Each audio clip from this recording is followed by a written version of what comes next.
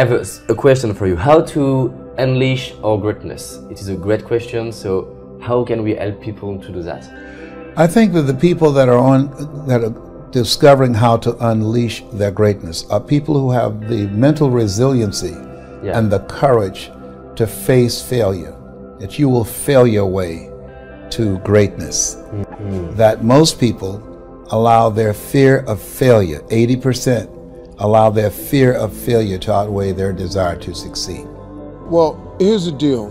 When you have a massive goal, something that's big, you must first make it something that not reaching it is unacceptable. Me not being who God made me to be, me not living my dream was unacceptable for me. Now, when you get faced with a challenge like living in your car for 3 years, what happened was I had a dream that was so big, my dreams were bigger than all my problems. You know what I'm saying? See, if your dreams aren't really big enough and your problems are bigger than your dreams, then your problems will be bigger than your dreams. But if your dreams are so big, I had no problem that I was not willing to endure to get to my dream. Now, the key, you said it though, was step by step. Remember this saying, inch by inch, anything's a cinch. Inch by inch. See, so you got to set incremental goals along the way. On your way to, let's say you want to be a millionaire, but let's say you only make $5,000 a year right now, but you want to be a millionaire. Then you have got to take whatever you did to make $5,000 and duplicate it so you can make 10. But when you make 10, that should be a minor celebration. Then when you make 20, that should be another minor celebration. Don't stay frustrated because you haven't reached the million, because it takes a long time to make $1 million. But let's just say you're making $250,000. There's another celebration you should have. So you have to enjoy the journey, because the journey is not going to change. If you wait until you reach your goal to celebrate, you're gonna be, it's mentally debilitating. So you have to have monumental steps along the way, and just make inch by inch anything's a cinch. Set very doable goals as you're trying to reach the impossible thing. Me being a TV star from where I was an impossible thing, and everybody told me that. Every single body I knew told me that's impossible. A television star.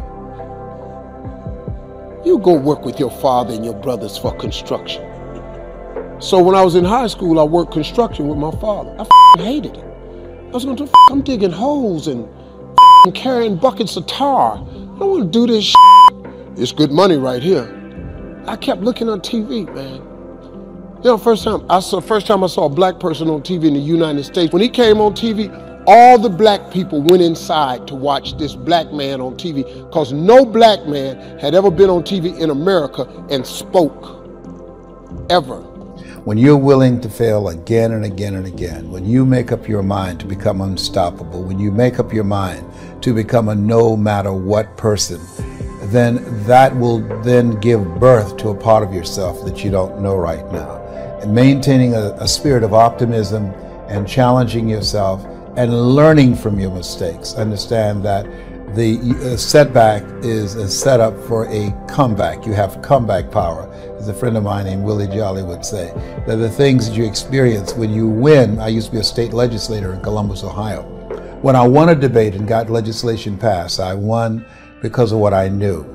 When I lost a debate, I lost because of what I didn't know. And so now I had to go back to the drawing board and study harder to come back again and to challenge my opposition. Can we develop? Yes, courage can be developed, absolutely. And there are things that will help you to do that by putting yourself in uncomfortable situations. Sometimes life will force you to become courageous.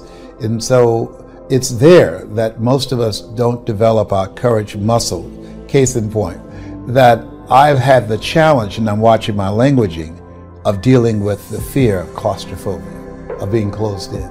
And I had to have an MRI. And so I'd never had one before. So the first time I came, they had about 4 or 5 females in the room that said, "Are you afraid?" When they opened the door, I looked at them and said, "No." I was terrified. But I developed my courage. But the first time they closed the door, I started knocking and said, "Hey, let me out, let me out." And then I had to call a friend of mine to calm me down. And he said, "Les," he said, "cancer is a thief. Let them find it before it becomes a murderer." He said, "Focus on the outcome, not on the process." And so the way that I handle fear is I don't focus on what is it that's terrorizing me. I focus on what is it I want to accomplish. And I see myself achieving the victory. I see myself living from the dream, living from that place that I'm reaching for in my mind. Einstein said the imagination is the preview of what's to come. And so we can bypass the things that will cause us to be afraid by looking at and being focused singly on the things that we're going for. We're living in an incredible time that there's nothing that we can't do. Yeah. We're living in a time where we have, in our lifetime, seen someone go from prisoner to president of a country in South Africa, Nelson Mandela. Yeah. Where President Barack Obama, raised in a single-family household, an African-American male, became the most powerful man in the world. Yeah. So what we know is that anything's possible, and we must challenge ourselves. The only reason that most of us don't accumulate a level of achievement in our lives, one, most people end up aiming low. That's what I did most of my life, that most people fail in life, not because they aim too high and miss. Most people fail in life because they aim too low and hit. And that's what I did. I was a disc jockey. I was very satisfied. I achieved a level of professionalism and mastery in that area. And then someone challenged me and said, "You can do more." And it took him 14 years to convince me to become this person that you now see. This person that you now see, this voice, which I consider my power voice, I had absolutely no idea that this person existed. But there are sometimes in life, someone can take you to a place within yourself where you can never go by yourself. And he saw something in me. And sometimes you have to believe in somebody's belief in you until your belief kicks in. And what do you say to someone who are saying, "Oh, nobody around me are believing in me"? And that's okay. If you have that, that's great. If you don't have it, it's okay. I, for years, read books of people who I didn't know, but I considered them as my personal mentors. I studied Winston Churchill, who said, "The truth is incontrovertible. Malice may attack it, ignorance may deride it, but at the end, there it is." I studied Earl Nightingale, who said, "All of us get in life what we are, not what we want. All of us are self-made, but only the successful will admit it." So I studied these people and they mentored to me. I feel their spirits. I surrounded myself in my bed with their books and their audio, and my imagination, and listening to their audio programs. Yes. So how much does the library card cost? It's free in the United States. I don't know what in your country. So I suggest that you spend time working on yourself.